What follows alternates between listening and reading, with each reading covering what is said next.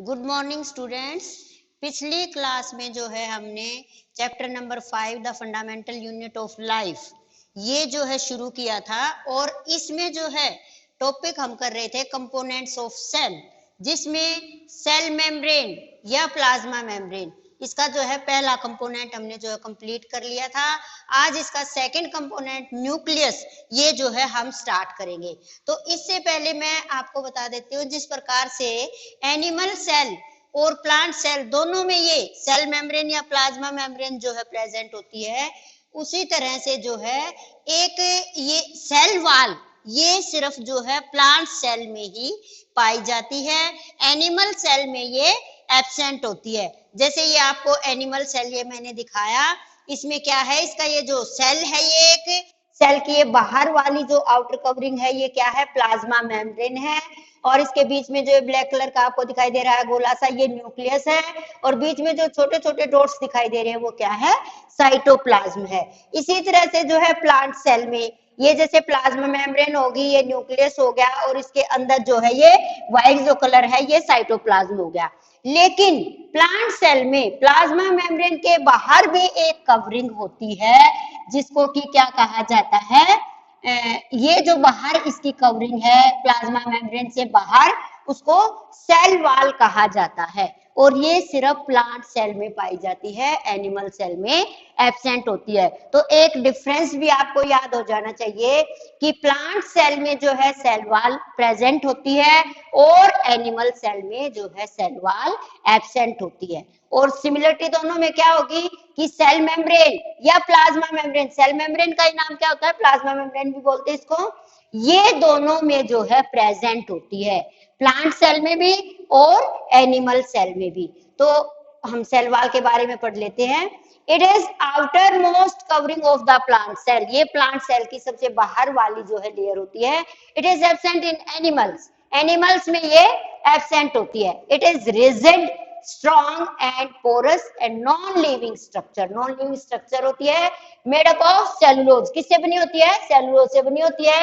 Cell wall of two cells are joined by a layer of lamellae, और जो cell wall होती है, जो इसकी सेल वॉल है, जैसे ये इधर इस सेल की ये सेल वॉल है, इसकी ये सेल वॉल है, ये दोनों जो है जिससे जुड़ी होती है उसको, जिस लेयर से जुड़ी होती है उसको क्या कहा जाता है, लेमिली कहा जाता है। अब इसके फंक्शंस क्या होते हैं सेल वॉल के, it provides definite shape to the cell, cell को एक जो है निश्चित आकार प्रदान करती है। It provides strength to the cell, cell को जो है शक्ति प्रदान करती है, स्ट्रेंथ मजबूती प्रदान करती है। It is permeable and allow substances of different sizes, और अलग अलग साइज के सब्सटेंसेस को, पदार्थों को जो है अपने जो है आर पार जाने देती है। इसके बाद जो है सेल का सेकेंड कंपोनेंट न्यूक्लियस, इसको हम पढ़ते हैं आगे। न्यूक्लियस, न्यूक्लियस को क्या कहा जाता है, headquarter of the cell, इसको जो है सेल का मुख्य पार्ट माना जाता है। It directs and controls the cellular activities, ये जो कोशिकाओं की जो भी क्रियाएं होती हैं उन सबको जो है ये कंट्रोल करता है, उनको निर्देश देता है। इन यूकैरियोटिक सेल्स, सेल्स दो प्रकार के होते हैं, एक eukaryotic cells, in eukaryotic cells well defined nucleus is present, कि जो यूकैरियोटिक सेल होते हैं उसमें एक जो है साफ सुथरा जो है अच्छी तरह से दिखाई देने वाला जो है न्यूक्लियस प्रेजेंट होता है। व्हाइल इन प्रोकैरियोटिक सेल, जो दूसरे टाइप की सेल्स होती है prokaryotic cells, A well defined nucleus is absent, उसके अंदर जो है इतना स्पष्ट दिखाई देने वाला न्यूक्लियस नहीं होता।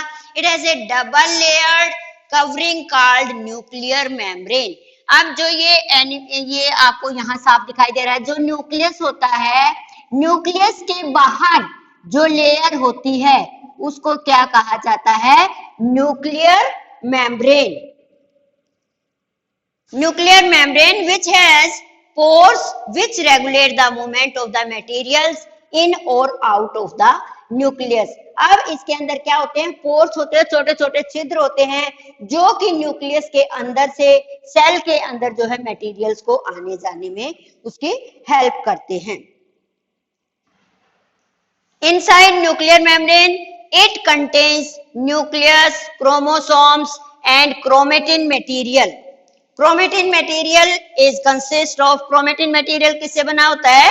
डीएनए और प्रोटीन से बना होता है। डीएनए की फुल फॉर्म पता है आपको? Deoxy ribose nucleic acid. और प्रोटीन से बना होता है क्रोमेटिन।